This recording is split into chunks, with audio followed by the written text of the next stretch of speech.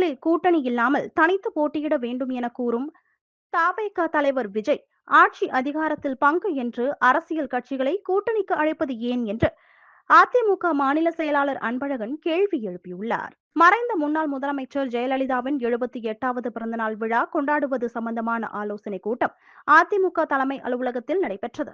மாநில செயலாளர் அன்பழகன் தலைமையில் நடைபெற்ற இந்த கூட்டத்தில் நிர்வாகிகள் 100க்கும் மேற்பட்டோர் கலந்து கொண்டனர்.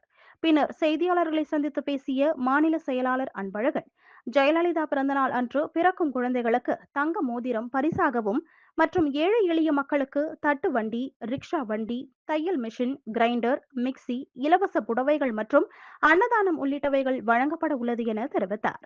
தொடர்ந்து பேசிய அவர், காரைக்கால் வருகை புரிந்த உள்துறை அமைச்சர் அமித்ஷாவை சந்திக்க என்ஆர் காங்கிரஸ் தலைவர் ரங்கசாமி மற்றும் லட்சிய ஜனநாயக கட்சி தலைவர் சார்லஸ் மார்டினுக்கு அழைப்பு விடுத்திருந்த நிலையில் கூட்டணியில் இடம்பெற்றுள்ள அதிமுக புறக்கணிக்கப்பட்டுள்ளது என்றார்.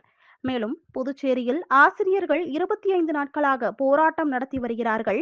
நேர்காணல் நடத்தி பணிக்கு அமர்த்தப்பட்ட இவர்களை உடனடியாக பணி நிரந்தரம் செய்ய வேண்டும் என அவர் கேட்டுக்கொண்டார்.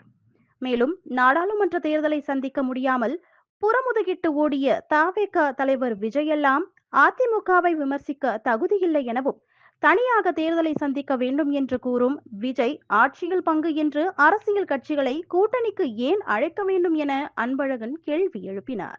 தலைவிக்கு 10,000 ரூபாய் இந்த அரசு இலவசமா அறிவிக்கணும்னு நாங்க கேட்டுக்கிறோம்.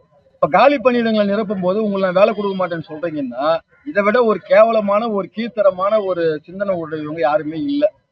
அப்ப அரசாங்கத்தினுடைய அறிவிப்பே கேவலப்படுத்தக்கூடிய ஒரு செயலாகுது. இந்த அறிவிப்பின் மீது மக்களுக்கு மொத்தமா நம்பிக்கை இழக்கக்கூடிய ஒரு செயலாகுது. அதுக்கோசம் அதுலயும் இந்த தீர்மானத்தை போட்டுக்கிறோம். மாண்பு முதலமைச்சர் அவர்கள் அமைச்சரவையை கூட்டி, சிறப்பு அமைச்சரவையை கூட்டி இந்த மாதிரி ஒப்பந்த பணியாளர்களை பணி நிரந்தரம் செய்வதற்கான உரிய முடிவு